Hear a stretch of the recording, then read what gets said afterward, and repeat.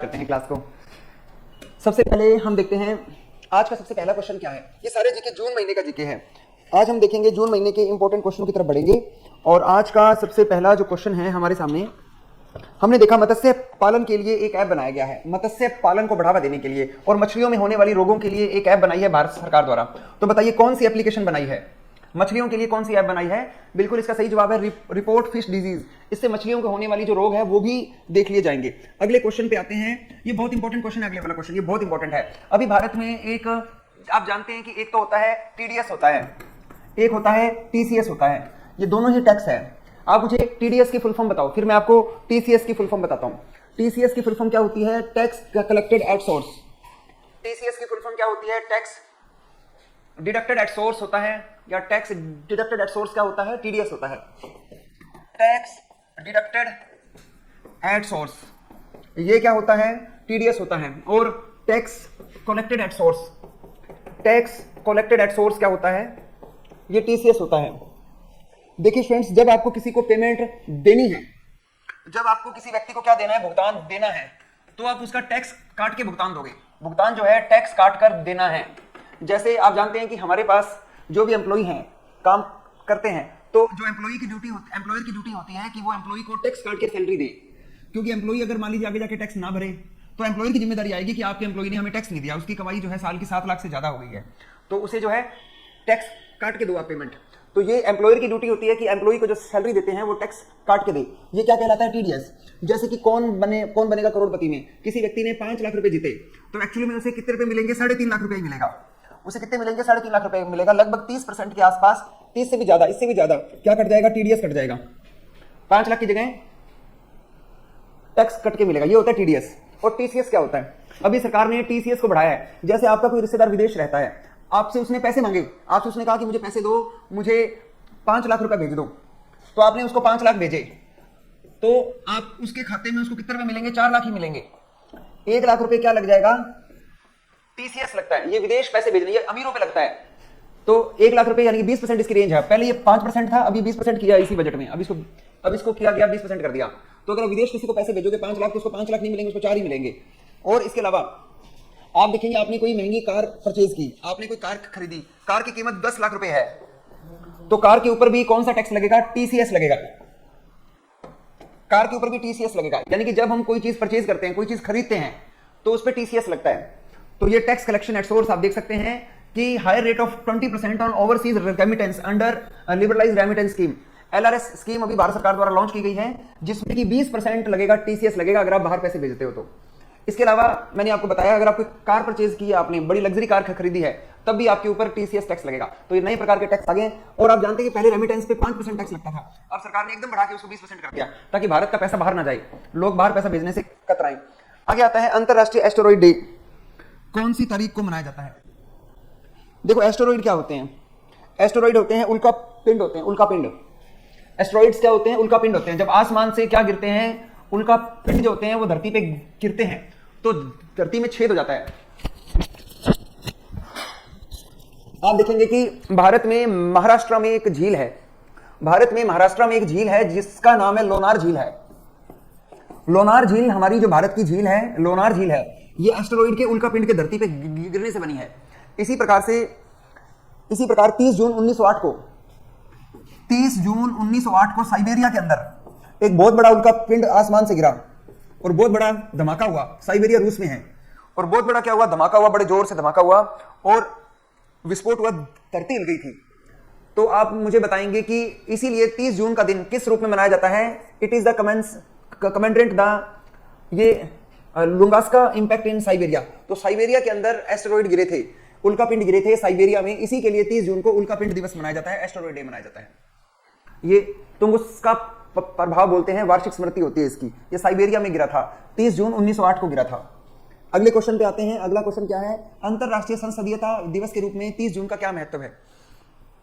आप जानते हैं कि दुनिया के हर देश में पार्लियामेंट है। आपने मुझे बताना है कि डाइट किस देश की पार्लियामेंट को कहते हैं? जापान की पार्लियामेंट को कहते हैं डाइट, चाइना की पार्लियामेंट को कहते हैं नेशनल पीपुल्स कांग्रेस कहते हैं।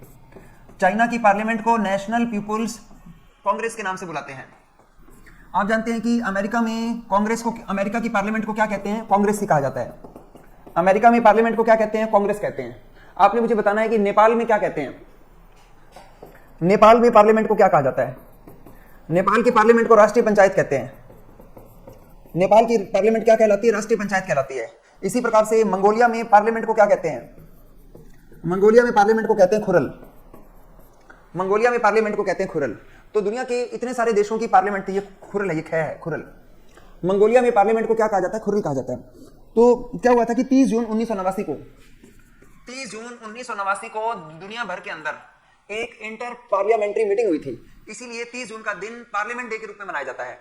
30 जून का दिन किस रूप से मनाया जाता है? Foundation of inter parliamentary union. इस दिन इंटर पार्लियामेंट्री यूनियन बनाई गई थी, आईपीयू बनाई गई थी। 1989 में बनाई थी। दुनिया की पार्लियामेंट को एक जगह इकट्ठा किया गया था। अगले क्वेश्चन पे आते हैं। भारत में 1 जुलाई को डॉक्टर डे मनाया जाता है। क्यों बनाया जाता है? क्योंकि एक पश्चिम बंगाल के मुख्यमंत्री थे जो डॉक्टर थे, उनका नाम था डॉक्टर विधान चंद्र रॉय।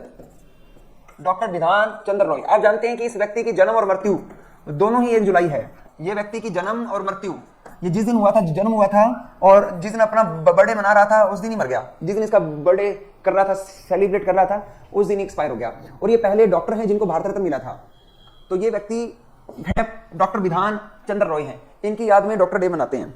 बेचारा अपना बर्थडे मना रहा था और उसी दिन मरण दिन हो गया। आप खुशी मनाएं या गम मनाएं, चलो ये श्रद्धांजलि देते हैं इनको।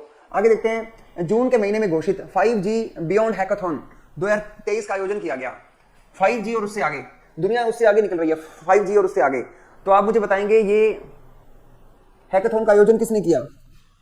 इस हैकाथॉन का आयोजन जो किया है डिपार्टमेंट ऑफ टेलीकम्युनिकेशन ने किया है। ये किसने किया है? डिपार्टमेंट ऑफ टेलीकम्युनिकेशन ने इस डिपार्टमेंट का आयोजन किया है। मैरी कॉम ने global Indian icon of the year. आप जानते हैं कि इंग्लैंड के विंडसर में, इंग्लैंड में एक जगह है विंडसर पाम नाम से रिसोर्ट वगैरह भी हैं आजकल। तो यहाँ पर एक ना बहुत बड़ी एक मीटिंग हुई है जिसे यूके इंडिया वीक बुलाते हैं। तो ये इसमें आप मुझे बताएंगे global Indian icon of the year का पुरस्कार किसे दिया गया? इंग्लैंड में इंडियन आइकन का पुरस्कार किसे मिला है? ये मिला है मैरी कॉम को मिला है। और ये अवार्ड्स का नाम क्या है? यूके इंडिया वीक्स है, में से यूके इंडिया अवार्ड्स है, यूके इंडिया अवार्ड है। इस अवार्ड में global icon of the year का अवार्ड किसे मिला है? एमसी मैरी कॉम को मिला है। आगे बात करते हैं कि इसी में ये ग्लोबल इंडिया वीक जो है ना, ये सॉरी यूके इंडिया वीक जो है या यूके इंडिया अवार्ड्स के नाम से, इसमें एक भारतीय निर्माता है शेखर कपूर है। शेखर कपूर को मिला लाइफ टाइम अचीवमेंट अवार्ड मिला है। इसको मिला है लाइफ टाइम अचीवमेंट अवार्ड। आप जानते हैं कि लाइफ टाइम अचीवमेंट अवार्ड जो है वो किसी एक पिक्चर के लिए नहीं मिलता। ये किसी एक पिक्चर के लिए नहीं मिलता, ये उसके जीवन भर की जो उसके लिए मिलता है। तो वैसे इसको जो अवार्ड मिला है Elizabeth the golden as award मिला है। ये इसका लाइफ टाइम इसमें लिखा है कि दोनों किस फिल्म के लिए मिला है। स्टूडेंट ये फिल्म नहीं है शायद, ये इसकी सिनेमा में योगदान के लिए कौन सा अवार्ड मिला है? Elizabeth the golden age prize मिला है इसे। Elizabeth the golden age prize इसको मिला है। अच्छा लाइट्स अधिक दिखाई दे रही है क्या स्टूडेंट्स? एक मिनट रुकिए, मुझे बताना जब ये ठीक हो जाए ये लाइट्स वगैरह। अब ठीक है स्टूडेंट्स, मैंने आसपास की एक्स्ट्रा जो लाइट थी उसको बंद किया है। अब ठीक है स्टूडेंट्स, वो शायद रोशनी अधिक आ रही थी।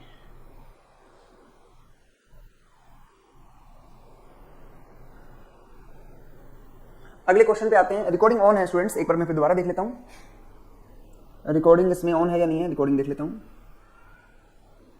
रिकॉर्डिंग ऑन है स्टूडेंट्स, रिकॉर्डिंग स्टार्ट है। अगले क्वेश्चन पे आते हैं। तो शेखर कपूर को एलिजाबेथ द गोल्डन अवार्ड मिला है, गोल्डन एज अवार्ड मिला है।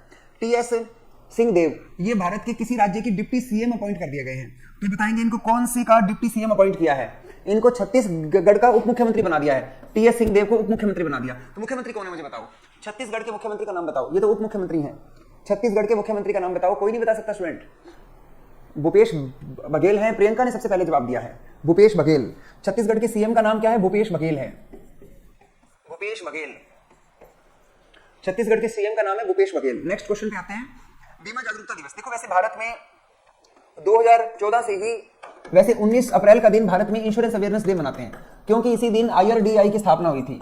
लेकिन अंग्रेजों ने 28 जून को बीमा जागरूकता दिवस मनाते हैं, क्योंकि इस दिन इंश्योरेंस एक्ट भारत में आया था। इंश्योरेंस एक्ट जो है भारत में आया था, तो इसीलिए ये मनाते हैं, बीमा जागरूकता दिवस मनाते हैं। 28 जून को मनाते हैं। वैसे 2 डे हैं, अगर ऑप्शनों में आपको ये भी और ये भी मिल जाए तो ये लगाना है आंसर, लेकिन जब ये ऑप्शन ना मिले तो ये लगाना है। नेक्स्ट क्वेश्चन पे आते हैं। अभी उत्तर प्रदेश के GI टैग मिले हैं। उत्तर प्रदेश के कितने GI टैग दिए गए हैं? 7 GI टैग दिए गए हैं। उत्तर प्रदेश के 7 जीआई टैग मिले हैं। आइए देखते हैं उत्तर प्रदेश के कौन कौन से जीआई टैग हैं। सबसे पहले एरिया नोट करते हैं आपको। अमरोहा का ढोलक, ढोलक बताइए कहां का प्रसिद्ध है? अमरोहा का। कल्पी का हैंडमेड पेपर, हाथ से बना हुआ कागज। बागपत के फर्निशिंग, बागपत की फर्निशिंग। बाराबंकी की हैंडलूम। महोबा का पत्थर और मैनपुरी की तारकशी जेवर और संबल के हॉर्न क्राफ्ट है, सींग वाली क्राफ्ट है। तो आप बस ये जो जगह है देखो, बीकानेर की उस्तकला वो तो राजस्थान की हो गई, ये तो राजस्थान का क्वेश्चन हो गया। स्टूडेंट आज की क्वालिटी तो बिल्कुल अच्छी है, राजू बेनीवाल बार बार लिख रहे हैं कि क्वालिटी सही नहीं है, बाकी सबको तो सही दिखाई दे रही है। आप अपने इंटरनेट का ना देख लेना स्टूडेंट्स, बाकी सबको ठीक है दिखाई दे रहा है, बाकी सब कह रहे हैं बहुत अच्छा है सर, बहुत अच्छा चल रहा है। मैंने भी क्लास शुरू होने से पहले अपने फोन में इसको फोन में देखा था, उसके बाद ही इसको मैंने स्टार्ट की थी क्लास को। अंतरराष्ट्रीय उष्ण कटिबंधीय दिवस प्रतिवर्ष किस तारीख को? आप राजू जी आप दोबारा स्टार्ट कीजिए, एक बार मीटिंग लीव कर दीजिए फिर दोबारा आइए, शायद आपको साफ दिखाई दे जाए। आप जानते हैं कि हमारी जो पृथ्वी है, पृथ्वी के ऊपर एक कौन सी रेखा है? कर्क रेखा है, और एक रेखा कौन सी है? मकर रेखा है। इस दोनों रेखाओं के बीच में क्या है? इन दोनों रेखाओं के बीच में ट्रॉपिक है, ये इसके बीच में क्या है? ट्रॉपिक्स है, ये सारा ट्रॉपिक्स है इसके बीच वाला। दो रेखाओं के बीच में क्या आता है? ट्रॉपिक। ऊपर वाली रेखा कहलाती है ट्रॉपिक ऑफ कैंसर, नीचे वाली कहलाती है ट्रॉपिक ऑफ कैप्रिकॉर्न कहलाती है। तो ये दो रेखाएं हैं स्टूडेंट। तो इसका डे जो है 29 जून को मनाया जाता है, ट्रॉपिक जोन डे 29 जून को मनाते हैं। आप जानते हैं कि सूर्य 21 जून को यहां पर होता है, 21 जून को यहां पर जब होता है तो योगा दिवस भी मनाते हैं, संगीत दिवस भी मनाते हैं। तो आप मुझे बताएंगे 21 जून को और कौन सा दिवस मनाते हैं? 21 जून को और कौन सा दिवस मनाते हैं, फटाफट मुझे बताएंगे। हाइड्रोग्राफी डे, शाबाश, कुछ बच्चों ने जवाब दे दिया है। 21 जून को हाइड्रोग्राफी डे भी होता है, हाइड्रोग्राफी डे, पानी से रिलेटेड डे मनाया जाता है। तो इस दिन 21 जून को 3 डे मनाए जाते हैं, योगा दिवस, संगीत दिवस और हाइड्रोग्राफी डे। हाइड्रोग्राफी डे भी मनाया जाता है, तो तीनों डे 21 जून को मनाए जाते हैं। राजू कह रहे हैं सर रीस्टार्ट किया, सर सही है, ठीक है, बहुत अच्छा। 29 जून को मनाया जाता है, ट्रॉपिक्स डे मनाया जाता है। नेक्स्ट क्वेश्चन आता है, सांख्यिकी दिवस कौन सी तारीख को मनाया जाता है? आप जानते हैं कि पीसी महालनोबिस का जन्मदिन होता है, पीसी महालनोबिस का जन्मदिन कौन सी तारीख को होता है? फटाफट मुझे बताएंगे। पीसी महालनोबिस भारत के ऐसे व्यक्ति जिन्होंने दूसरी पंचवर्षीय योजना बनाई थी, महालनोबिस। पीसी महालनोबिस का जन्मदिन होता है 29 जून को होता है, 29 जून को मनाया जाता है, प्रतिवर्ष मनाया जाता है। राष्ट्रीय सांख्यिकी दिवस मनाते हैं। अंतरराष्ट्रीय सांख्यिकी दिवस कौन सी तारीख को मनाया जाता है? इंटरनेशनल स्टैटिस्टिक्स डे कौन सी तारीख को मनाया जाता है? 20 अक्टूबर को मनाते हैं, 20/10 से शुरू हुआ है, 20/10/2010, तो 20/10 को 10 से सांख्यिकी दिवस मनाते हैं। तो इंटरनेशनल स्टैटिस्टिक्स डे 20 अक्टूबर को मनाते हैं। ये डे 2010 से शुरू हुआ था और ये भारत में सांख्यिकी दिवस है। आगे आता है कि 29वीं फाइनेंशियल स्टेबिलिटी रिपोर्ट जो होती है कौन निकालता है? फाइनेंशियल स्टेबिलिटी रिपोर्ट किसके द्वारा निकाली जाती है? ये आरबीआई द्वारा निकाली जाती है, बिल्कुल सही जवाब है, ये आरबीआई निकालता है। फाइनेंशियल स्टेबिलिटी की रिपोर्ट कौन निकालता है? आरबीआई द्वारा निकाली जाती है। नेक्स्ट क्वेश्चन पे आते हैं स्टूडेंट्स। आप मुझे बताएंगे कि मैंने आपको कल एआर बताया था, सॉरी एक्सआर बताया था, एक्सआर स्टार्टअप बताए थे। एक्सआर स्टार्टअप क्या होते हैं? एक्सटेंडेड रियलिटी स्टार्टअप्स होते हैं। आज हम बात करते हैं एआर स्टार्टअप, एमआर स्टार्टअप्स की बात करते हैं। एमआर का मतलब है मिक्स्ड रियलिटी। कल मैंने आपको एक्सटेंडेड रियलिटी बताई थी, आज मैं आपको मिक्स्ड रियलिटी। एक आजकल स्टूडेंट, एक तो वर्चुअल रियलिटी आती है, वर्चुअल रियलिटी वीआर बॉक्स होते हैं, हमारी आंखों के ऊपर क्या लगा देते हैं? वीआर बॉक्स लगा देते हैं और फिर हम दूसरी दुनिया में पहुंच जाते हैं। और एक होती है एक्सटेंडेड रियलिटी होती है, और एक होती है मिक्स रियलिटी, जिसमें ये तो दोनों का मिश्रण से मिक्स रियलिटी बनती है। तो अभी मेटावर्स ने भारत में ये बोला है कि अगर कोई मिक्स रियलिटी पर कोई स्टार्टअप, कोई उद्योग बनाए, कोई चीज बनाएगा तो हम उसे $2.5 लाख का पुरस्कार देंगे। अगर कोई स्टार्टअप जो है कोई ऐप ऐसी बनाएगा जो मिक्स रियलिटी पर होगी तो हम उसे $2.5 लाख देंगे। तो ये किसने कहा है? ये प्रतियोगिता किसने रखी है मिक्स रियलिटी पर? ये मेटावर्स ने रखी है, फेसबुक ने रखी है। फेसबुक ने ये प्रतियोगिता भारतीयों के लिए लॉन्च की है, मिक्स रियलिटी पर है। अगले क्वेश्चन पे आते हैं, यूरिया गोल्ड क्या है? आप जानते हैं कि पिछले साल ग्रामीण बैंक एग्जाम में ऐसे क्वेश्चन बहुत आए थे। पिछली बार जब पेपर हुआ था तो नैनो लिक्विड यूरिया का क्वेश्चन आया था, अगर आपको याद हो तो। पिछली बार नैनो लिक्विड यूरिया का क्वेश्चन आया था, पिछले साल आया था। पिछले साल नैनो लिक्विड यूरिया का क्वेश्चन आया था और उससे पिछले साल में नैनो यूरिया का क्वेश्चन आया था। तो क्वेश्चन कुछ पेपर में आ जाता है इससे संबंधित, क्योंकि ग्रामीण बैंक जो है ये गांवों से संबंधित है। तो अभी एक नए प्रकार का यूरिया बना है, यूरिया गोल्ड बनाया गया, अब इस साल इसका आविष्कार हुआ है। तो ये यूरिया गोल्ड एक ऐसा यूरिया है जिसमें यूरिया के साथ में सल्फर मिला के बेचा जाएगा। और यूरिया के साथ में क्या मिला के बेचेंगे? सल्फर मिला के बेचेंगे। यूरिया के साथ मिला के बेचेंगे सल्फर। तो ये है, it is a type of fertiliser that made from urea and sulphur. Urea और सल्फर मिला के बनाया जाएगा। और सोनू जलंधर बता रहे हैं कि सर इसका आविष्कार रमेश रालिया ने किया है। मुझे ध्यान नहीं है, देख लेता हूं मैं। रमेश रालिया नाम होगा यहाँ पे। इट इज डेवलप बाय राष्ट्रीय केमिकल एंड फर्टिलाइजर लिमिटेड ने बनाया है। रमेश का नाम तो हो सकता है इसमें वैज्ञानिक हो, तो ये नाम आ चुका है आरसीएफ। ये आरसीएफ ने बनाया है। आरसीएफ का नाम भी याद कर लेना, एग्जाम में पिछली बार आया था, वो आया था इफको, आया था इफको ने बनाया था। पिछली बार क्वेश्चन आया था कि नैनो यूरिया किसने बनाया है, और इसका आंसर था इफको ने बनाया, इफको। तो ये किसने बनाया है? ये आरसीएफ ने बनाया है, राष्ट्रीय केमिकल एंड फर्टिलाइजर लिमिटेड ने बनाया है। गोल्ड यूरिया, इस गोल्ड यूरिया में 37% तो 37% होती है नाइट्रोजन होती है और 17% सल्फर होती है। नोट कर लो आप। नैनो यूरिया में कितनी नाइट्रोजन होती है? आप जानते हैं कि नाइट्रोजन हमारी जमीन के लिए बहुत अच्छी होती है, और 17% इसमें सल्फर है। ये है गोल्ड यूरिया, गोल्ड। अगले क्वेश्चन पे आते हैं। विश्व आर्थिक मंच, वर्ल्ड इकोनॉमिक फोरम, आप मुझे बताइए वर्ल्ड इकोनॉमिक फोरम कहां पर है? वर्ल्ड इकोनॉमिक फोरम है कोलोंजे में है। कोलोंजे में है ना। कोलोंजे कहां पर है? स्विट्जरलैंड में है। और आप जानते हैं कि वर्ल्ड इकोनॉमिक फोरम की जो बैठक होती है वो किस स्थान पर होती है? वो होती है दावोस में होती है। दावोस में ये मीटिंग होती है। आइए एक बार थोड़ा सा बता देता हूं, एग्जाम में एक आधा क्वेश्चन इससे रिलेटेड आ ही जाता है। WEF का head quarter, world economic headquarter कहां पर है? मैंने आपको बताया था कोलोंजे। कौन सी जगह है? कोलोंजे। कोलोंजे कहां पर है? स्विट्जरलैंड में इसका हेडक्वार्टर है। और इसकी जो मीटिंग होती है, वो किस स्थान पर होती है? दावोस में होती है। वर्ल्ड इकोनॉमिक फोरम की बैठक जो होती है वो किस स्थान पर होती है? दावोस में। क्वेश्चन आपसे क्या पूछा है? क्वेश्चन आपसे पूछा है कि वर्ल्ड इकोनॉमिक फोरम की एनर्जी ट्रांजिशन की एक रिपोर्ट में भारत का स्थान बताओ। देखो, एनर्जी ट्रांजिशन का मतलब होता है फॉसिल फ्यूल से नॉन फॉसिल फ्यूल पर जाना, फॉसिल से नॉन फॉसिल पर ट्रांजिशन होना, फॉसिल से नॉन फॉसिल पर जाना। तो भारत बहुत पीछे है, 67वें रैंक पर है। भारत वाले कुछ इस दिशा में काम नहीं कर रहे। और ये रिपोर्ट किसके हेल्प से निकाली है?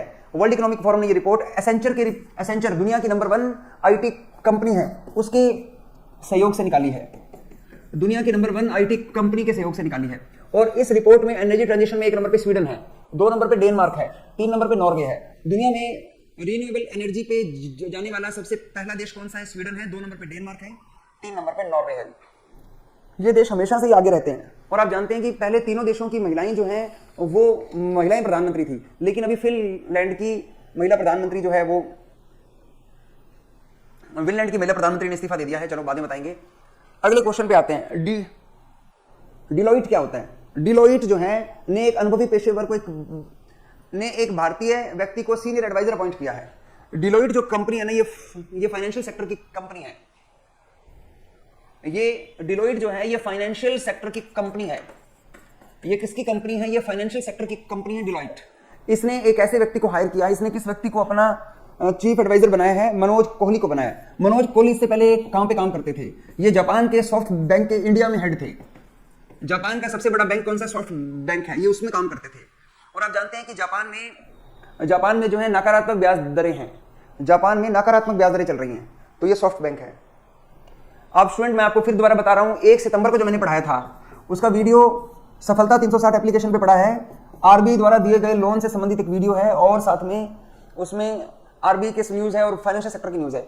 1 सितंबर को जो वीडियो पढ़ाया था वही पेपर में आएगा, आप उसको देख के जाना, उसको मिस नहीं करना। वीडियो रिकॉर्डिंग सारी पड़ी है एप्लीकेशन में, सफलता 360 एप्लीकेशन के स्टोर में जाएंगे, ये सारी रिकॉर्डेड वीडियो पड़ी है वहां पे। 1 सितंबर वाली वीडियो को 5-6 बार रट्टा मार लेना, जिसमें आरबीआई की न्यूज है, और वो आपको ऐप में मिलेगी। हमारा एक नंबर है जो एप्लीकेशन में लिखा होता है 80 949 88 188।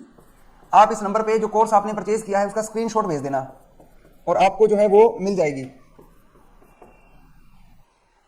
कल 8 तारीख है, तो परसों तो आपका एग्जाम ही है स्टूडेंट। परसों आपके एग्जाम शुरू, मतलब ये स्केल 2 का पेपर हो जाएगा परसों। तो कल हम कुछ इंपॉर्टेंट क्वेश्चन आपको देंगे। देखते हैं कि कल कुछ इंपॉर्टेंट क्वेश्चन आपको देखते हैं। कंप्यूटर जो है आपको पीडीएफ दे दी गई है, कंप्यूटर को देख लेना स्टूडेंट। हाँ सॉरी, 1 सितंबर का ही बोला है मैंने। 1 सितंबर को मैंने अभी 1 सितंबर को पढ़ाया था आपको। 1 सितंबर का वीडियो देखना, 1 अगस्त का नहीं, 1 अगस्त तो बहुत पहले का हो गया, बैच तो अभी शुरू किया है। ये 1 सितंबर को पढ़ाया था, वो देखना है आपने। तो आप देख सकते हैं, भारत की पहली हाइड्रोजन से चलने वाली ट्रेन बताओ। ये ट्रेन हाइड्रोजन से चलेगी, इसका ट्रायल हो रहा है। जींद से लेकर सोनीपत के बीच में चलाई जा रही है। जींद से लेकर सोनीपत के बीच में पहली हाइड्रोजन ट्रेन चलाई जा रही है। अगर ये सक्सेसफुल हो गई तो इसको भारत में पूरी जगह लगाएंगे। तो जींद हरियाणा, मैं जब आपका एग्जाम होगा, एग्जाम के बाद भी उस वीडियो के स्क्रीनशॉट आपको दिखाऊंगा। आपको मैं दिखाऊंगा कि कैसे देखो एग्जाम में से क्वेश्चन आए हैं। ठीक है, तो आप ये वीडियो सारे देख लेना, 2-3 बार देख लेना। हम अपने टेलीग्राम ग्रुप पे शेयर करेंगे आपके साथ।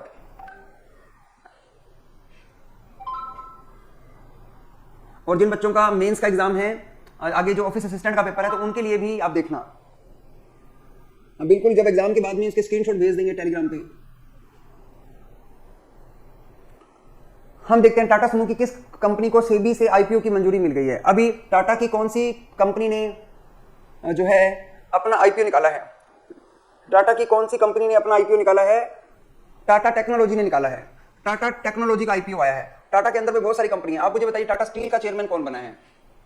टाटा स्टील का मैंने कल आपको चेयरमैन बताया था, कौन बता सकता है क्लास में? टाटा स्टील का नया चेयरमैन क्या बात बताई नहीं पा रहे मैंने, ये चंद्रशेखरन थोड़ी है। टीवी नरेंद्रन, नेहा का सबसे पहले जवाब आया है इस क्लास में। नेहा के लिए क्लैपिंग करो। टीवी नरेंद्रन। आप मुझे बताएंगे ये सारी कंपनियां टाटा सन्स के अंडर में आती हैं। टाटा सन्स का चेयरमैन कौन है? जो हाईएस्ट पेड भी है, सबसे अधिक पैसे भी प्राप्त करता है। सबसे हाईएस्ट पेड कौन है टाटा सन्स के चेयरमैन? एन चंद्रशेखरन, बिल्कुल सही जवाब है एन चंद्रशेखरन। ये टाटा सन्स के चेयरमैन है। और अभी हाल ही में आईपीओ किसका आया है? अभी आईपीओ किसका आया है? टाटा टेक्नोलॉजी का आया है। आगे आता है संयुक्त राष्ट्र संघ के महासचिव ने, संयुक्त राष्ट्र संघ के महासचिव हैं एंटोनियो गुटेरस हैं। संयुक्त राष्ट्र संघ के अध्यक्ष, इन्होंने बाहरी अंतरिक्ष मामलों का निदेशक किसे बनाया है? आउटर स्पेस अफेयर, ऊपर स्पेस के जो अफेयर्स हैं, ऊपर कोई लड़ाई लुड़ाई हो जाए, ऊपर कुछ हो जाए, तो उसका जो है डायरेक्टर जनरल किसे बनाया है? उसका डीजी किसको बनाया है? एक इंडियन को बनाया है क्या? एक इंडियन को बनाया है आउटर स्पेस का, आरती होला, होले होले, आरती होला मैनी, आरती होला मैनी इसे बनाया है, आउटर स्पेस का अध्यक्ष बनाया है। चलो देखते हैं, आगे बढ़ते हैं। अभी हिंदुस्तान यूनिलीवर लिमिटेड, आप जानते हैं कि पहले भारत में ईस्ट इंडिया कंपनी आई थी, उसी का नाम अब क्या है? हिंदुस्तान यूनिलीवर लिमिटेड है। ईस्ट इंडिया कंपनी जो अंग्रेजों की कंपनी थी, अब ईस्ट इंडिया कंपनी का नया एमडी चेयरमैन किसे बना दिया गया है? संजीव मेहता को हटा दिया गया है, अब बना दिया गया रोहित जावा को बना दिया गया है। रोहित जावा को भारत का हेड बना दिया गया है, सीईओ बना दिया गया है। अगले क्वेश्चन पे आते हैं। आरबीआई द्वारा स्टैंडर्ड चार्टर एक बैंक है, उस पर 30 लाख रुपए का जुर्माना लगाया है क्योंकि उसने केवाईसी नियमों की पालना नहीं की, लोगों की आईडी नहीं ली, एड्रेस प्रूफ नहीं लिया, सीधे ही पैसे लेने लग गया, उस पर जुर्माना लगाया। ऐसे क्वेश्चन पेपर में नहीं आते, ये मत पढ़ा करो। चलो मैं तो जीके सारी दे रहा हूं, तो ये भी आदत है बीच में ऐसे क्वेश्चन भी। अभी रिजर्व बैंक ने कुछ कंपनियों पे जुर्माना लगाया है, जैसे कि सिविल, मैंने कल आपको बताया। अब आप देखो एसबीपीओ की वैकेंसी आई है, क्या एसबीपीओ में सिविल स्कोर मांगा या नहीं मांगा? एसबीपीओ का नोटिफिकेशन निकालो, सबसे पहले नंबर पे ही सिविल के बारे में लिखा है। क्या आप लोगों ने एसबीपीओ का नोटिफिकेशन देख लिया? एसबीपीओ का नोटिफिकेशन देख लो। ये 2000 वैकेंसी एसबीपीओ की आई हुई है, और एसबीपीओ की इस 2000 वैकेंसी में हम देखेंगे 21 से 30 साल उम्र मांगी है। और आप इसका नोटिफिकेशन देखोगे, इस नोटिफिकेशन के फ्रंट पेज पे ऊपर ही इन्होंने किस चीज की डिक्लेरेशन मांगी है? सिविल की डिक्लेरेशन मांगी है कि आपका सिविल स्कोर कितना है। थोड़ा सा जूम करता हूं मैं इसे, और कुछ ढूंढना हो तो सर्च हो जाता है क्या यहां पे?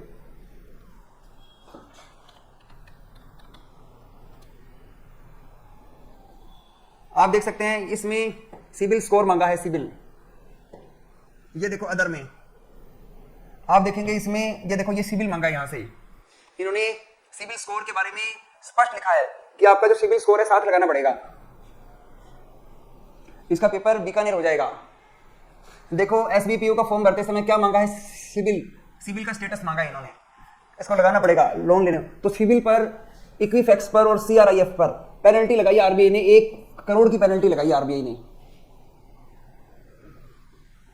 तो आप मुझे ये बताएंगे कि ये क्यों पेनल्टी लगाई है? क्योंकि ये क्रेडिट इंफॉर्मेशन पूरी थी नहीं इनके पास में, बहुत सारे लोगों की इंफॉर्मेशन नहीं थी। आरबीआई कहता है ये क्या बात है, सूचना यहाँ पर्याप्त है आपके पास, लोगों की क्रेडिट इंफॉर्मेशन एक्यूरेट नहीं थी।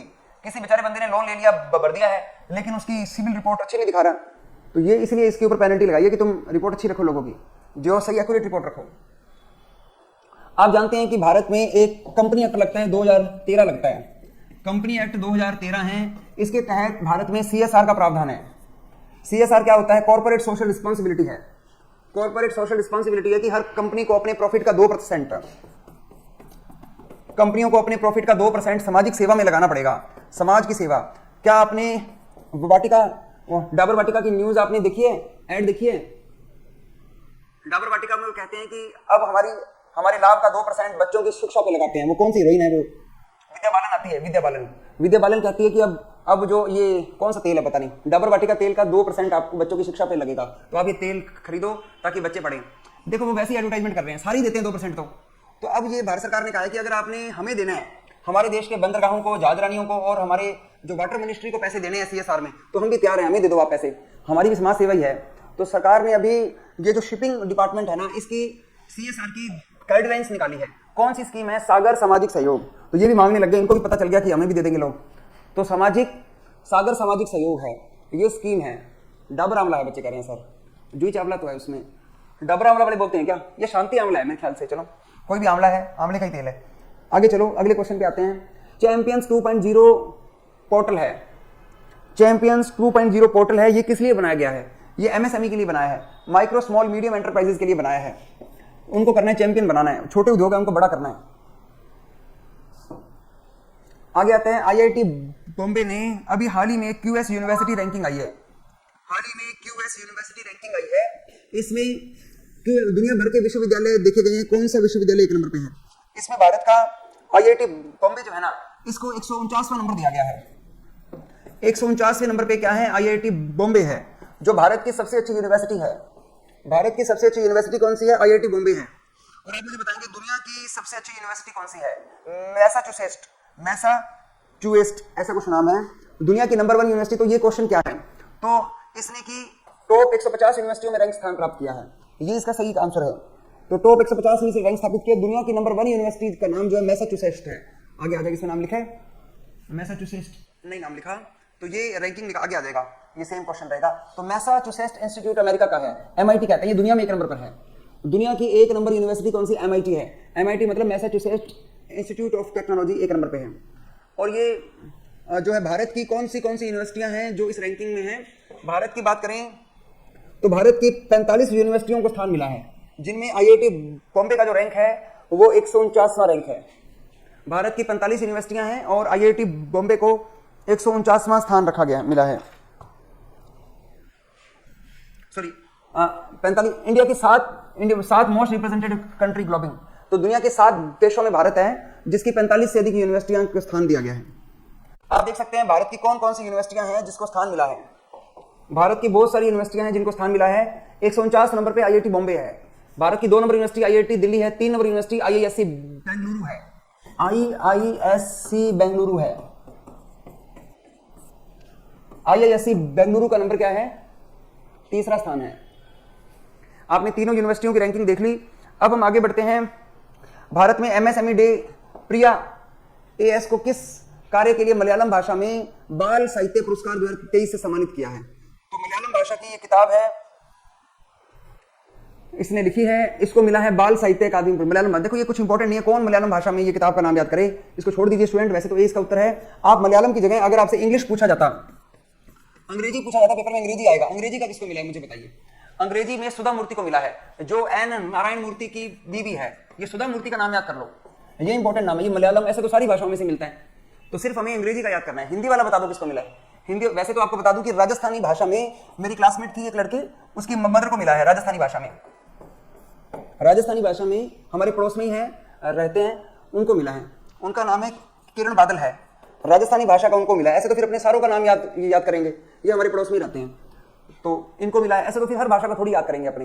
हिंदी का बता दो जल्दी जल्दी, पेपर में हिंदी और इंग्लिश का याद करना है। जल्दी जल्दी मुझे हिंदी भाषा का बता दो किसको मिला है? सूर्यनाथ सिंह को मिला है, सलोनी कह रही है। फिर भी आप इसे देखकर याद करना, मुझे बताना। एक बार मैं आगे बढ़ता हूं, देखो आप फिर मुझे बताना। सूर्यवंशी को सूर्यनाथ कह रहे हैं। चलो, MCC विश्व क्रिकेट समिति है। MCC क्या है? वर्ल्ड क्रिकेट कमेटी है। इसमें 3 नए बनाए गए मेंबर, एक इंडियन मेंबर बनाई गई है। एक इंडियन मेंबर विश्व क्रिकेट समिति में बनाया गया है। सूर्यनाथ को मिला है, बच्चे कह रहे हैं सूर्यनाथ को मिला है हिंदी के लिए सूर्यनाथ को मिला है, तो सूर्यनाथ का नाम याद कर लो। हिंदी वाला इंपॉर्टेंट होता है स्टूडेंट। तो एक इंडियन है, उसका नाम है झूलन गोस्वामी। सिर्फ इंडियन का नाम याद कर लो। तो दुनिया की विश्व क्रिकेट कमेटी में इंडियन व्यक्ति जिसको शामिल किया गया है वो है झूलन गोस्वामी। इसके अलावा 2 अन्य व्यक्ति कौन है? इयान मॉर्गन है और हैथर नाइट है। हैथर नाइट, इयान मॉर्गन, तो इसका उत्तर बी है। तो झूलन गोस्वामी को वर्ल्ड क्रिकेट कमेटी में शामिल किया गया है। अगला क्वेश्चन आता है, जैन बेनिस्टर गुएनफ, इनका निधन हो गया है। कौन व्यक्ति एक्सपायर हो गए हैं? John बेनिसन good enough. Good enough है, बेनिस्टर है, जॉन है। जॉन बेनिस्टर गुड एनफ इतने अच्छे थे कि इन्होंने लिथियम आयन बैटरी का आविष्कार किया था। हमारे मोबाइल में, हाँ ये सारे क्वेश्चन ना हमने टेलीग्राम पे चैनल पे डाले हुए हैं। आप मुझे बताएंगे हमारे मोबाइल बैटरी में कौन सी बैटरी इस्तेमाल होती है? लिथियम बैटरी इस्तेमाल होती है। और आजकल तो इलेक्ट्रॉनिक बैटरियां भी आ गई है जो कि हमारी ई व्हीकल्स में रखी जाती है। ये 2019 का इसे रसायन का नोबेल भी मिला था। ये मर गए हैं, 100 साल की उम्र में मरा है, पूरी 100। तो ये क्या थे? ये एक अमेरिका के वैज्ञानिक थे, नाम से पता चल रहा है नोबेल पुरस्कार मिला, एक्टर कहां से हो सकता है? तो ये एक बैटरी बनाई है, तो अमेरिका के वैज्ञानिक है। ये एक पोर्टल बनाया है भारत सरकार द्वारा। ये पोर्टल का नाम है नंदी पोर्टल है। नंदी, जैसे नंदी के नाम से पता चल रहा है कि कोई गाय भैंस या कोई ऐसा कुछ होगा। तो ये एनिमल हस्बेंड्री और डेयरिंग के लिए है। एनिमल हस्बेंड्री और डेयरिंग, आप जानते हैं भगवान शिव का जो वाहन था उसका नाम था नंदी था। तो एनिमल हस्बेंड्री के लिए बनाया है। अगर कोई व्यक्ति एनिमल हस्बेंड्री के लिए वेटनरी ड्रग्स बनाता है तो यहां से उसको एनओसी मिलती है कि ये जानवरों के लिए जो है दवाई ठीक है। तो इसका आंसर बी है।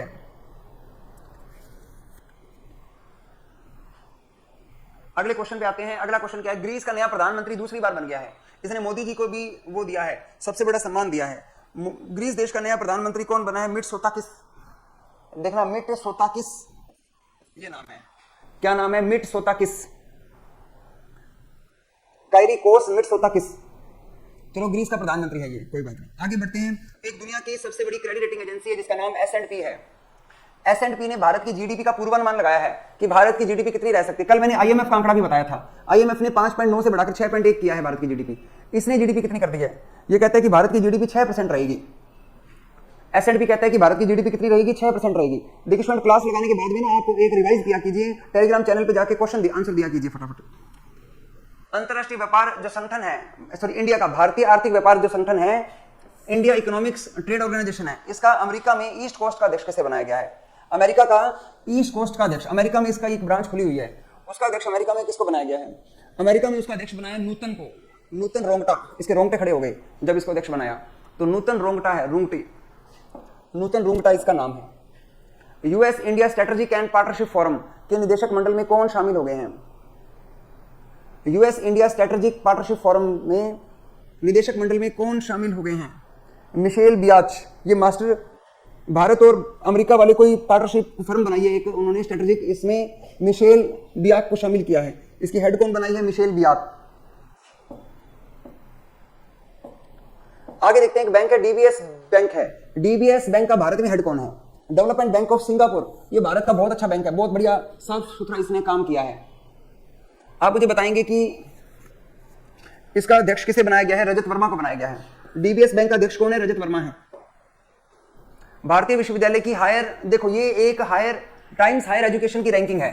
वो रैंकिंग जो थी वो थी क्यूएस यूनिवर्सिटी की रैंकिंग थी, वो क्यूएस यूनिवर्सिटी की रैंकिंग थी। और ये जो रैंकिंग है ये टाइम्स हायर एजुकेशन की रैंकिंग है। इसमें चीन की यूनिवर्सिटी, ये एशिया की रैंकिंग है स्टूडेंट। इसमें दुनिया की सबसे अच्छी यूनिवर्सिटी का नाम है सिंगुआ यूनिवर्सिटी। सिंगुआ चीन की यूनिवर्सिटी है जिसका नाम है सिंगुआ। ये सिंगुआ यूनिवर्सिटी जो है दुनिया में 1 नंबर पे है, चाइनीज आइटम है। इसमें भारत की कौन सी यूनिवर्सिटी को 1 नंबर पे स्थान दिया गया है? भारत की IISc बेंगलुरु है, ये इंडिया में 1 नंबर पर है। ये इंडिया में 1 नंबर पर है। ये ती सिंगुआ, ये चाइनीज यूनिवर्सिटी 1 नंबर पे है। और इस यूनिवर्सिटी का नंबर 48वां है IISc बेंगलुरु का। ये टाइम्स हायर एजुकेशन की रिपोर्ट में है। ये टाइम्स हायर एजुकेशन की रिपोर्ट है सिंगुआ। MSME डे कौन सी तारीख को मनाया जाता है? MSME डे 29 जून को मनाया जाता है। इसका ऑप्शन नहीं है। 27 जून है क्या? 27 जून, सॉरी गलती। तो ये 27 जून को मनाया जाता है। 29 जून को तो सांख्यिकी दिवस होता है। तो MSME डे कौन सी तारीख को मनाया जाता है? 27 जून को मनाया जाता है। छोटे से छोटे छोटे डे हैं, एक बार एग्जाम से पहले देख लेंगे तो बाद में दिक्कत नहीं आएगी। एक अभी ग्लोबल फार्मास्यूटिकल क्वालिटी सम्मेलन हुआ है 2023। आप जानते हैं कि मेडिकल वाले जो फार्मास्यूटिकल्स हैं इनका एक सम्मेलन हुआ है। भारत के स्वास्थ्य मंत्री कौन है? जिनकी की इंग्लिश बहुत अच्छी है, जो ये लिखते हैं कि Mahatma Gandhi is our nation of father, ऐसे वो करते हैं, ट्वीट करते हैं।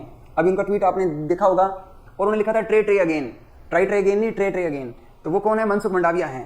तो थोड़ा मजाक कर रहा हूँ मैं, थोड़ा ऐसा किया था, वास्तव में उनकी ट्वीट मौजूद है अभी भी। तो आपने देखा कि मनसुख मंडाविया 8वीं ग्लोबल फार्मास्यूटिकल क्वालिटी सम्मेलन के अध्यक्ष बने थे। तो मेडिकल से संबंधित हैं तो हेल्थ मिनिस्टर अध्यक्ष होंगे।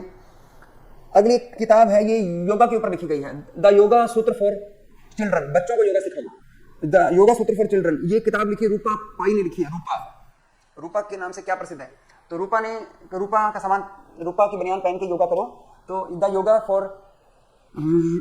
For children. चलो याद हो जाएगा ऐसे करके। आगे देखते हैं, नरेंद्र मोदी जी द्वारा अभी एक मस्जिद में गए हैं, अल हाकिम मस्जिद में गए हैं। अल हाकिम मस्जिद में मोदी जी गए हैं। ये मस्जिद कहां पर है? जहां पर मोदी जी को सर्वोच्च नागरिक सम्मान दिया है, उस देश में गए हैं। ये मिस्र की एक मस्जिद है। आप जानते हैं कि ये मस्जिद कौन से समाज के लोगों के लिए है? ये दाऊदी बोहरा समाज के लोगों की मस्जिद है। इस मस्जिद में कौन से मुस्लिम है? दाऊदी बोहरा समाज के मुस्लिम है। दाऊदी बोहरा समाज के मुस्लिम हैं, और ये अधिकतर मुस्लिम ज्यादातर गुजरात में हैं। सारे जो गुजराती मुस्लिम अधिकतर दाऊदी बोहरा समुदाय से संबंधित है। हो सकता है वोट बैंक के लिए, हो सकता है, चलो जैसा भी इसके बारे में अखबार में लिखा गया था जो मैंने आपको बताया। आगे लिखते हैं, किसने मानदेय नियंत्रण महानिदेशक की ओर से, एक भारत में कोरोना वायरस आया था जिसका नाम ओमिक्रॉन था, उसकी एक वैक्सीन बनाई है। ओमिक्रॉन का नाम सुने? ओमिक्रॉन आया था भारत में, ओमिक्रॉन की वैक्सीन बनी है। वैक्सीन का नाम है जेमकोवैक ओम। जेमकोवैक ओम, ओम का मतलब ओमिक्रॉन की दवाई है ये। तो ये दवाई किसने बनाई है? ये वैक्सीन बनाई किसने है? तो बताएंगे ये वैक्सीन किसने बनाई है? ये जीनोवा बायोफार्मास्यूटिकल्स ने बनाई है। ये किसने बनाई है? जीनोवा बायोफार्मास्यूटिकल्स ने बनाई है। आप मुझे बताएंगे सीरम इंस्टीट्यूट ने कौन सी वैक्सीन बनाई थी? कोविशील्ड बनाई थी। कोविशील्ड इनकी बनी हुई है। कोवैक्सीन किसकी बनी हुई है? आप में से कितने बच्चों ने कोवैक्सीन लगवाई थी? कोवैक्सीन वाले लिखेंगे वाई, जिन्होंने कोवैक्सीन लगाई थी। रवि चौहान, चीकू, कुमुद, अन्नू, इन्होंने कोवैक्सीन लगाई थी। अब जिन्होंने कोविशील्ड लगाई थी वो डी लगा देंगे कि कोविशील्ड लगाई थी। डीडी वाले ज्यादा हैं, कोविशील्ड लगाई थी। और जिन्होंने कोई वैक्सीन नहीं लगाई वो नो लिख देंगे कि मैंने कोई वैक्सीन नहीं लगाई। दोनों लग चुके, मिक्स लगाई आपने। जय सिंह कहते सामने दोनों लगवा ली। ऐसे नहीं करते होते, ऐसे थोड़ी करोगे आप। देख एक दूसरी, ये मृत वायरस है, वो जीवित वायरस है, एक जिंदा है, एक मरा हुआ है। अच्छा, आपने 3 डोज लगवा ली, बूस्टर भी लगवा ली साथ में। चलो आगे बढ़ोगे, बाद में देखेंगे। आपकी क्लास में तो बहुत आगे निकले हुए बच्चे।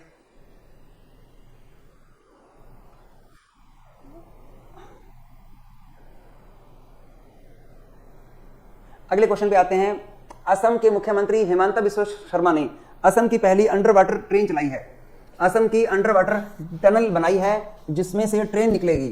तो ये बताएंगे, ये जो अंडर वाटर टनल जो है हेमंत बिस्वा शर्मा ने कितने रुपए की लागत से बनाई जा रही है असम में? ये 6000 करोड़ रुपए से बनाई जा रही है। और ये जो अंडर वाटर टनल है, पानी से बीच में है, ये किसको किसको जोड़ेगी? ये जो टनल है ये नुमालीगढ़ और गोपुर को जोड़ेगी। और ये कौन सी नदी में से निकलेगी? ये ब्रह्मपुत्र में से निकलेगी, ब्रह्मपुत्र रिवर में से निकलेगी। विश्व बैंक ने भारत में किस उद्देश्य के लिए $255 मिलियन का ऋण मंजूर किया है? वर्ल्ड बैंक ने भारत को $255 मिलियन का लोन दे दिया है। क्यों दिया है? ये क्या किया है भारत ने? भारत में टेक्निकल एजुकेशन को बढ़ावा देने के लिए। भारत में बच्चे टेक्निकल एजुकेशन नहीं है, उसको बढ़ावा देने के लिए। टोटल खर्चा सरकार का आएगा 511 मिलियन का आएगा खर्चा। 511 का खर्चा आ रहा है, जिसमें आधा ये दे रहा है। इसने कहा कि मैं आधा दूंगा, आधा आप लगाओ, मेरे को नहीं पता। आधा इसमें टोटल खर्चा 511 का आ रहा है, लगभग आधा वर्ल्ड बैंक दे रहा है। अब हम देखते हैं कि support for victim of torture, torture से जो विक्टिम होते हैं, जिनको टॉर्चर किया जाता है। क्या आपको भी कभी टॉर्चर किया है किसी ने? स्कूल में कभी किसी ने टॉर्चर किया हो, किसी दोस्त ने टॉर्चर किया हो? जैसे कई बार कोई इमोशनल अत्याचार भी करता है जानबूझकर, कोई भगवान की कसम के खिला के, तेरे को विद्या पढ़ाई की कसम, तेरे को तेरी माँ की कसम, ऐसे करके किसी ने टॉर्चर किया है?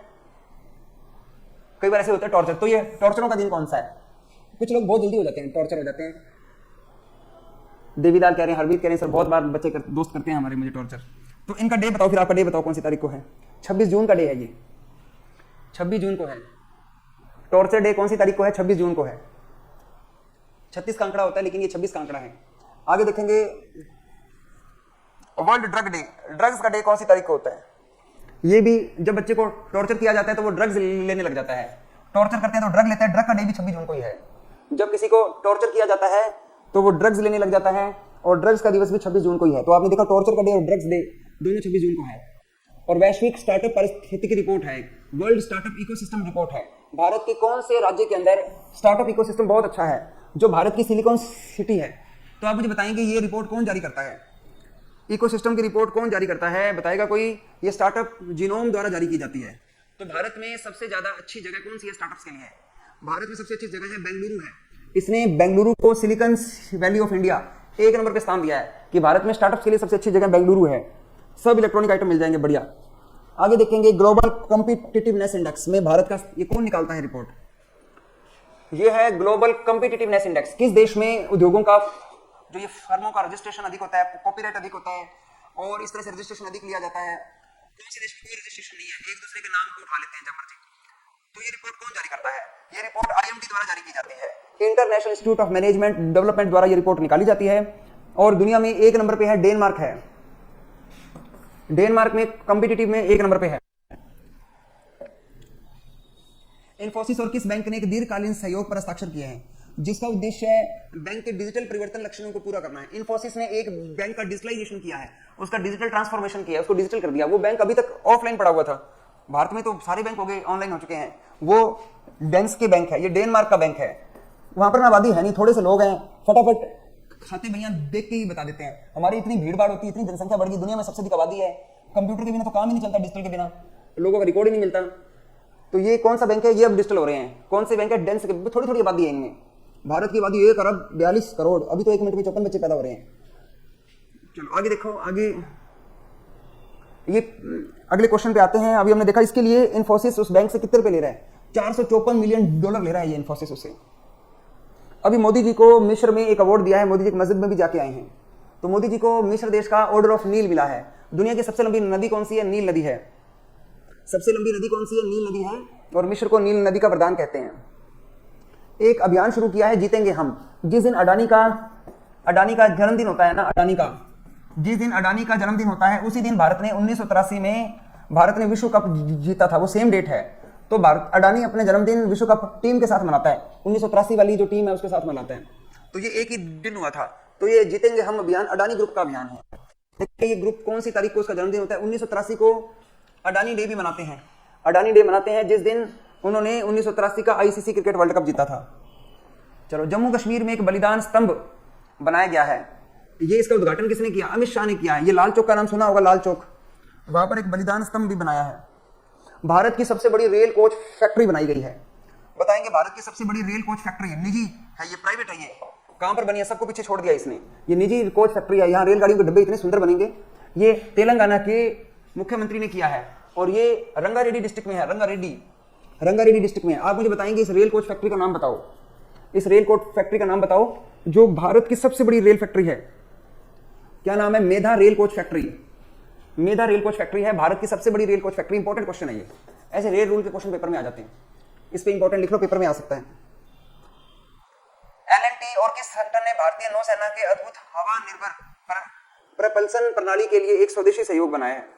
आप जानते हैं कि अब ना भारत की इंडियन जो नेवी है इसने L&T के साथ एक समझौता किया है, जिसके द्वारा L&T भारतीय नौसेना को एयर इंडिपेंडेंट प्रोपल्शन बना के देगी। क्या बना के देगी? एयर इंडिपेंडेंट प्रोपल्शन, जिससे हवा से ही जो नाव जो शिप होते हैं वो आगे आगे भागेंगे, हवा से उसकी स्पीड बनेगी। तो ये L&T तो है। L&T के साथ में और कौन सी संस्था है जिसने ये L&T और उसने मिलकर बनाई? DRDO है। DRDO और L&T ने भारतीय नौसेना के लिए ऐसे जहाज की ऐसी प्रणाली विकसित करनी है, जैसे कि आप जानते हैं रॉकेट होते हैं, रॉकेट में जैसे जैसे प्रेशर नीचे जाता है वैसे ही वो रॉकेट ऊपर उठता है। तो इसमें भी ऐसा होगा कि वो हवा फेंकेंगे और वो नाव आगे बढ़ेगी। ऐसा कुछ इसमें एयर इंपल्सन सिस्टम बना रहे हैं। NTPC कौन सा संगठन द्वारा 2023-24 का सबसे पसंदीदा स्थल पुरस्कार किसे दिया गया है? Most preferred work place.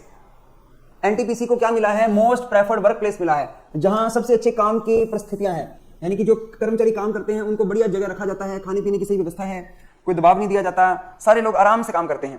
तो NTPC को ये अवार्ड किसने दिया है? NTPC को ये अवार्ड दिया है टीम मार्क्समैन ने दिया है। ये अवार्ड कौन सी संस्था ने दिया है? टीम मार्क्समैन ने दिया है। आप जानते हैं कि भारत में जब कोई आदमी रिटायर होता है तो रिटायरमेंट पे क्या मिलती है? पेंशन मिलती है। भारत में किसी आदमी के रिटायर होने पे क्या मिलती है? पेंशन। ये क्या है? हाँ, भारत में मिलती है पेंशन। आप मुझे बताएंगे इंग्लैंड में रिटायर होने पे क्या मिलता है? इंग्लैंड में रिटायर होने पे क्या मिलता है? वहां पर पेंशन जो शब्द है उसका इस्तेमाल नहीं किया जाता। इंग्लैंड में कर्मचारी नेशनल एम्प्लॉयड सेविंग ट्रस्ट होता है, उसको पेंशन के लिए क्या वर्ड इस्तेमाल करते हैं? नेस्ट वर्ड का इस्तेमाल करते हैं, नेस्ट। तो इसने अब इंग्लैंड में यूके ने TCS के साथ मिलकर सरकारी कर्मचारियों को क्या देनी? पेंशन देनी है, पेंशन सेवा देनी है। तो अब TCS कंपनी यूके में क्या बांटेगी? नेस्ट मांगेगी, नेस्ट। इकोनॉमिक्स इंटेलिजेंस यूनिट के वैश्विक लाइव लिवेबिलिटी इंडेक्स 2023 की रिपोर्ट के अनुसार दुनिया का सबसे अच्छा रहने योग्य स्थान कौन सा है? ग्लोबल लिवेबिलिटी इंडेक्स है। मेरा दोस्त यही रहता है, मेरे साथ ही पढ़ता था, अभी वहाँ जॉब करता है, आईएईए में जॉब करता है, आईएईए में उसकी नौकरी लगी है। वैसे तो इंडिया में वो लगा था, कैग में लगा था, लेकिन अब उसका ट्रांसफर आईएईए में हो गया। ये रायसेनगर का ही है, वो रहता है वियना में। वो कहता है इतनी अच्छी जगह है वियना। तो लिवेबिलिटी इंडेक्स में रहने योग्य शहरों में सबसे अच्छा शहर कौन सा है? वियना है। वियना सबसे अच्छे शहरों में माना जाता है। यह है सिफ्रिल के दिन 25 जून को मनाया जाता है। 3200 ईसा पूर्व के आसपास पहली दर्जनी समुद्री यात्रा का स्मरण करता है। आप मुझे बताएंगे दुनिया का सबसे पहले समुद्री यात्रा किसने की थी? दुनिया में वियना नंबर 1 पर है स्टूडेंट, वियना 2 नंबर पे नहीं है। ये शीर्ष स्थान पर, पुनः शीर्ष स्थान पर किसे स्थापित किया गया? वियना को। वियना 1 नंबर पे है। अब मैं बताऊंगी दुनिया में सबसे पहले समुद्री यात्रा सेलर कौन था? सी फेरर कौन था? सी फेरर का मतलब होता है समुद्री यात्री। दुनिया का सबसे पहला समुद्री यात्री कौन सा था जो 3200 ईसा पूर्व में जिसने यात्रा की थी? कोलंबस तो अब की बात है, वास्को डी गामा तो 1498 में आया था। ये तो अब की बातें हैं सारी। पुराना जिसने समुद्र में उतरा था उसका नाम होता है, उसको कहते हैं फारू, कहते हैं फारू। स्पेलिंग उसकी SNEFERU। इसे हिंदी में फारू कहते हैं, फारू। एस इसमें साइलेंट है, इसको फारू कहते हैं, फारू। इसका नाम है, फारू माने जाते हैं। तो आप मुझे बताएंगे कि